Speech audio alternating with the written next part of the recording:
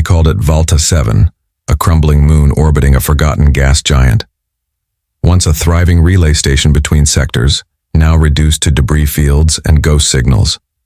I was sent there on a retrieval mission, standard protocol, they claimed. But nothing about this place was standard. My name? Kieran Voss, Earthborn, Sector 3. Infantry rank, downgraded after the Arcus mutiny. Still breathing, still obeying. At least I used to. The dropship hummed as it descended. My HUD flickered from the static. The moon's atmosphere interfered with tech, like the place wanted to stay dead. Wind howled over sand-glass ridges, slicing across the burnt soil like invisible razors. I stepped out, boots crunching on glass-dusted stone. The coordinates led me to a collapsed hangar half buried in rock. Inside, silence. But silence has weight. It presses, whispers, watches. That's when I saw her. Or them. Half covered in solar ash, wires sparking from a torn spinal interface, she lay motionless beside a shattered exomech frame. Her body, humanoid but not entirely. Pale cobalt skin, crystalline veins glowing faintly beneath. Eyes open, reflecting the stars. Not dead, not breathing either. Paralyzed. I approached slowly. My scanner tried and failed to read vitals. Language, unknown, species unidentified. Only one tag pinged on her armor, Lyrics. Not a rank, not a name, maybe both, maybe neither. My comms buzzed. Command barked through the static. Abort recovery, lifeform non-priority, return to extraction point. I hesitated. Repeat, soldier, do not engage. It's not worth the risk. I stared at her. Damaged, fragile, utterly alien. And yet, something in her expression haunted me. Not fear, not pain, shame. I had seen that look before. In mirrors. I muted the comms. She tried to move. A finger twitched. Then another. But her limbs wouldn't respond. She was trapped in a shell that wouldn't obey. I lifted her carefully. She didn't fight. My suit's emergency med probe hissed to life, scanning her neural path. Whatever her species was, her spinal network had been severed in 5 places. Deliberate.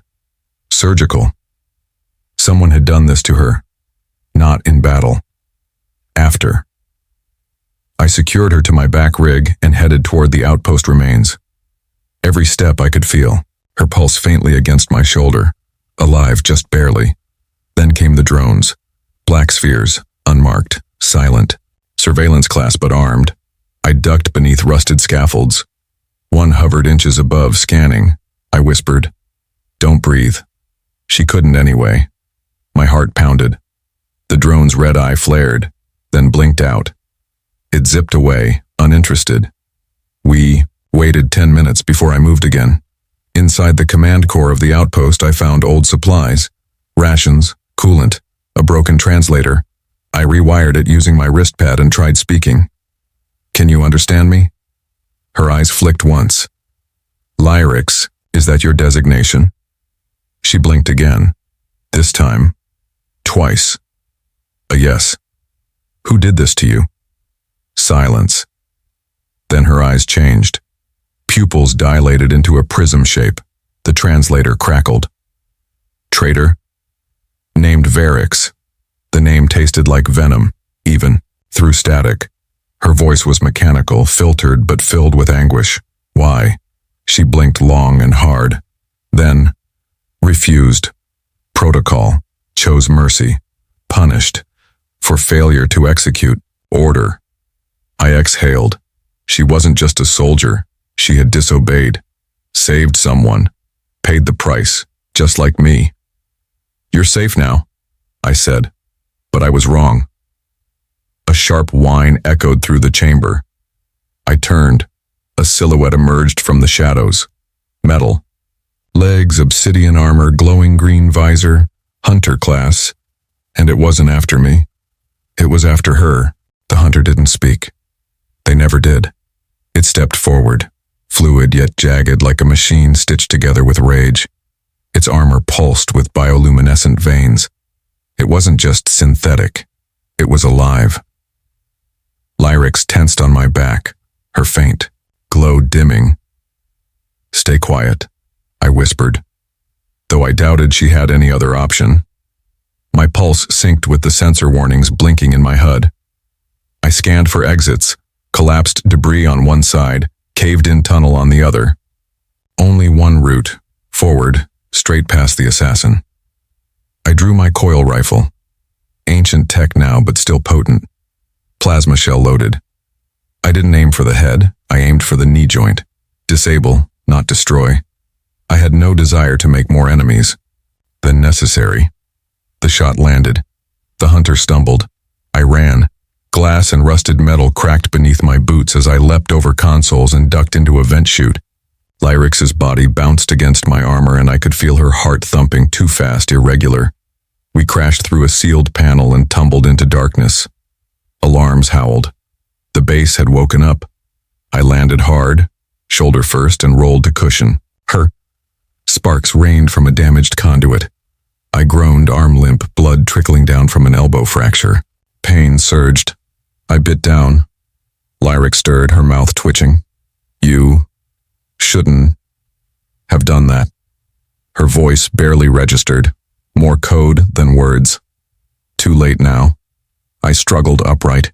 She looked at me, not with gratitude, with regret. "It will follow," I figured. We limped through ancient maintenance shafts until I found a hidden elevator. Manual crank. Obsolete, but not dead. I slid her inside and started rotating the lever. One floor down. Then two. Suddenly, blackout. Lights died. Shaft stalled. "Come on." Static danced across my visor. An override had been triggered remotely. I cursed. "Guess your friend Varix doesn't like deserters." "He's not my friend.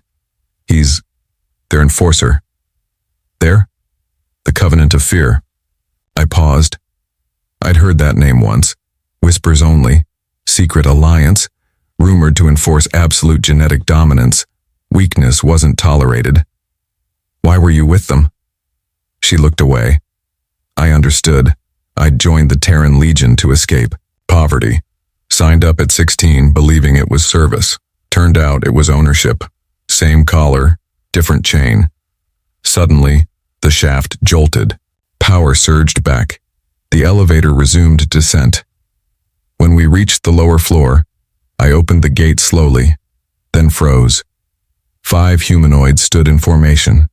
Not soldiers, not machines, something between. Their limbs were wrapped in translucent polymer, eyes glowing with different hues, amber, violet, teal. They didn't raise weapons, they didn't speak. Lyrix gasped. "Caretakers. Yours? Created by my kind, long ago. Decommissioned." The tallest one stepped forward. From its chest, a tendril extended and wrapped around Lyrix's wrist gently. A soft pulse transferred. Data, memories. Then it turned to me and bowed. I blinked. "They recognize you?" "No. They recognize choice." The others circled us, scanning Lyrix's wounds. One gestured toward a chamber behind a magnetic seal. I nodded. "Go. Fix her." They moved her onto a floating brace and glided silently into the chamber. The door hissed shut. I remained alone in the corridor, listening to machines hum. Then I saw the mural, etched into the wall in alien glyphs, spiraling across meters of steel. Images of stars collapsing, seeds spreading through space, warriors kneeling before embryos. A story. My translator struggled. Fragments only. Those who choose empathy over protocol will be broken. But remembered. I sat against the wall, exhaustion catching up. How long had it been since I slept? 17 hours? Maybe 30? My visor pinged. Incoming signal. Unauthorized. Source. I answered without thinking. A face flickered onto my HUD. Sharp features, obsidian hair, eyes without irises. Cold as void. "Kieran Voss," the voice said. We were wondering when you'd show your hand. Varix, I assume. You assume correctly. He leaned closer to the screen. I noticed scars running along his jaw, graft lines suggesting he'd been modified surgically. Not just for survival, for punishment. She's contaminated you already. I laughed bitterly. By surviving? By making you feel something. I didn't answer. Bring her out, leave her outside, you'll walk away untouched. Unlikely. The alternative is annihilation of this entire outpost. We have clearance. We have orbitals. You talk like a system. But you're just one man afraid of being wrong. No, he said. I'm the man who knows I'm right. The signal died. I slammed my fist against the wall. Lyrics emerged moments later, floating between the caretakers, glowing brighter. Now, her limbs still unmoving, but her mind was alert. Sharper. She stared at me. He contacted you? Yeah. What did you say? I told him to find a black hole and jump in head first. She almost smiled. I turned to the caretakers. Can you help her move again? I'd fought on over 24 planets, lost comrades in asteroid sieges, plasma storms, collapsing starships. But this was different. This was personal. The storm above Valta 7 howled as we emerged from the understructure. Orange lightning cracked across the domeless sky, casting fractured shadows over twisted scaffolds and shattered towers. Everything up here reeked of death. But we weren't done writing the story yet. Beside me, Lyrics walked with a half-limp, one arm trembling slightly. As her neural pathways recalibrated, her new spine gleamed faintly beneath her armor, every step a miracle and a warning. We weren't alone. A dropship hovered at the ridge ahead. Black metal, angular wings, no insignia. Then the ramp extended, and they descended. 7 of them, each taller than a man, clad in hybrid exosuits, faces hidden behind reflective visors. Not machines, something worse. Domans, I realized. Genetically forged assassins from the Covenant's secret labs. Unquestioning, unfeeling, unfinished souls, shaped into weapons. Lyrics exhaled sharply. They will not parley. Didn't expect a tea party, I muttered. I loaded my last 2 sonic rounds and adjusted my stance. Lyrics ignited her blade, an energy rod crackling with pulse radiation. It hummed as if eager to taste blood again. The Domans charged. We moved like twin storms meeting in the center of a void. My first shot tore through the lead attacker's core, but 3 others circled fast, flanking from both sides. Lyrics spun low, slicing through legs and dodging an arc blade that would have split me in 2. She wasn't just fighting. She was dancing with vengeance. One Doman caught me off guard, slammed me down hard enough to crack my visor. Stars exploded in my vision. Before he could end it, Lyrics leapt, driving her blade through his neck joint with a roar that didn't sound like any species I knew. When it was over, we stood amid broken armor, scattered limbs, scorched soil. I was bleeding again. My arm bent wrong. She offered a hand. I took it. Her grip was stronger now. Unapologetic. She pulled me upright, then nodded toward the ridge. We'll have more soon. Wonderful, I groaned. Is this where we die together for a poetic ending? No, she said. This is where we make them regret not finishing what they started. She turned and walked toward the downed Doman's comm relay. Her fingers moved fast, rerouting codes, transmitting signals in a language older than any database I'd accessed. What are you doing? Calling ghosts. I didn't ask again. Minutes passed. Nothing. Then the air shimmered. A fleet of shimmering disks appeared above the ridge, small, silver, flickering in and out of visibility like hallucinations. A moment later they solidified. Drones, but not Covenant. These were older. Pre-Alliance design, long thought decommissioned. Lyrics grinned, feral and triumphant. Caretaker relics. I redirected their mothership protocols. They'll attack anything, with genetic markers matching the Covenant. How many? 413. My eyebrows rose. You've been busy. She looked at me, then up at the storm. It's not enough. Thunder shook the ground. Above us, high-altitude streaks carved the sky. Varix's fleet. Angular destroyers shaped like diving birds, each bristling with orbit cannons. They were here to do what he'd promised. Erase everything. I checked. My HUD. We had 7 minutes before the first cannon strike. Can your new spine withstand shockwaves? Let's find out. We ran toward the fallen satellite dish on the plateau, our only chance at boosting a signal off-world. Lyrix's people, the fragments of her ancient lineage, might still be listening on deep-range frequencies. If she could activate it, someone out there might help, or hear her final words. I set the coordinates, rewired the core, and handed her the uplink chip. You're the only one they'll trust. She stepped forward, placed the chip in the port. The array hummed to life. Then it happened.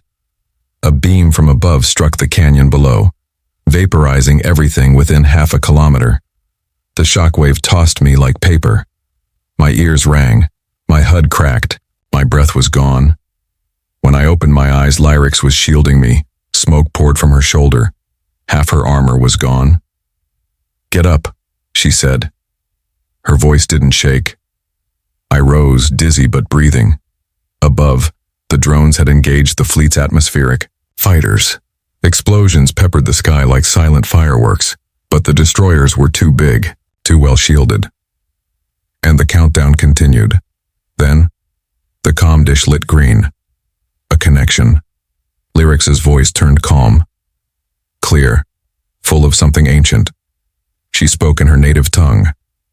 I didn't understand a word, but I felt every syllable like a storm through my bones.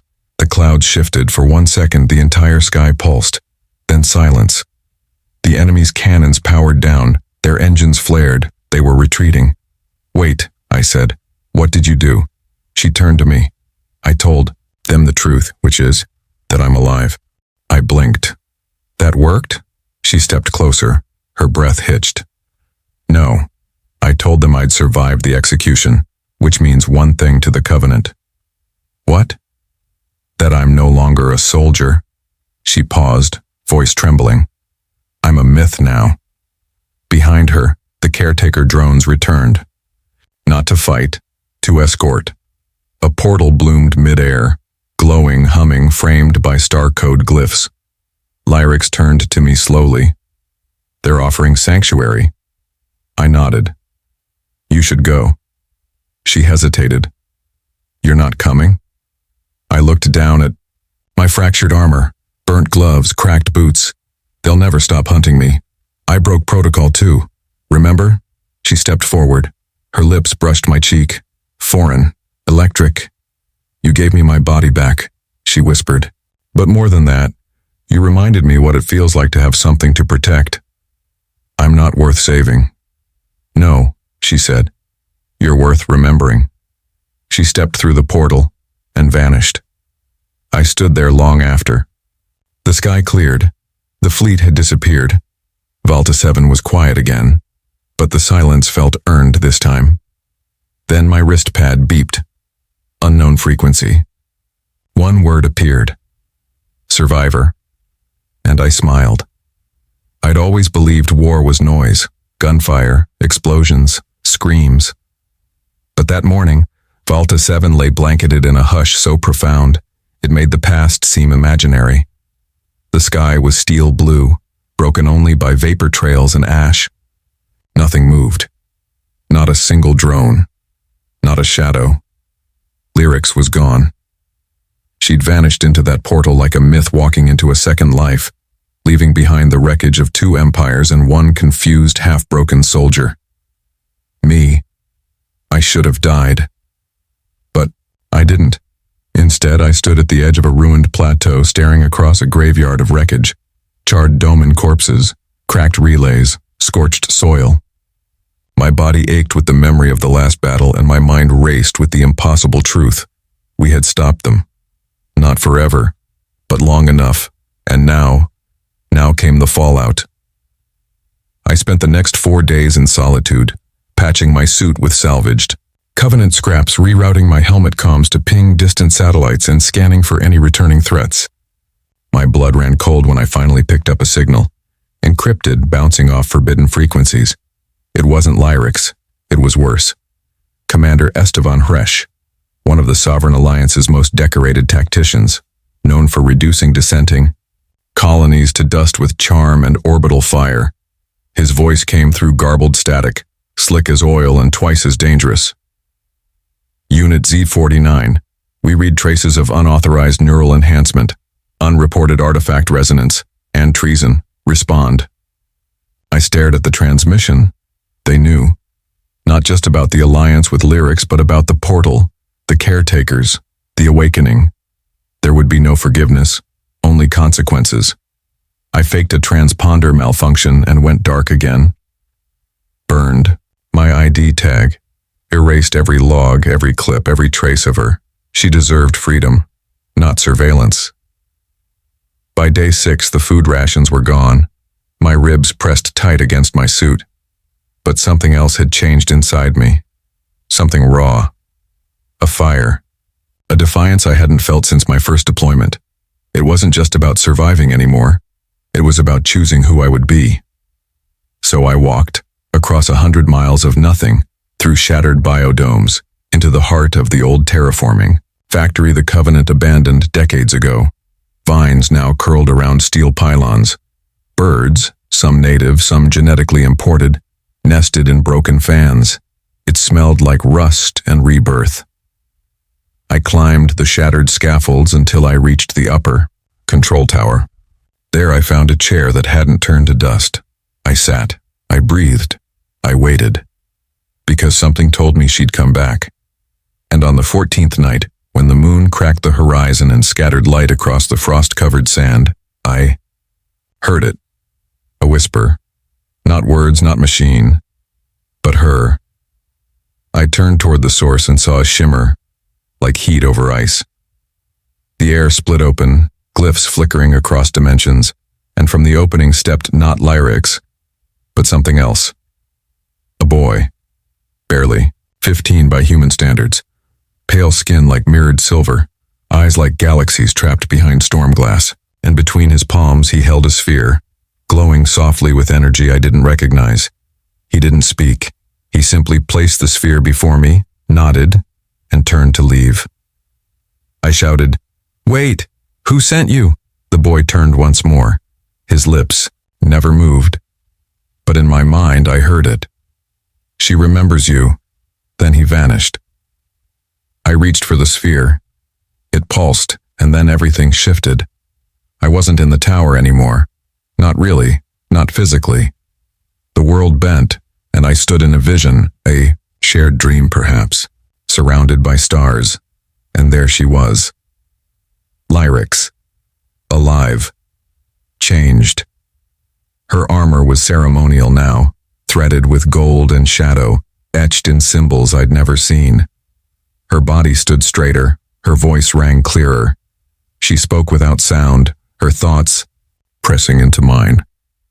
I asked them to let me send this. They wouldn't allow a full return, too dangerous. But I convinced them. Memories don't pose a threat. I wanted to touch her, but my hands passed through the air like mist.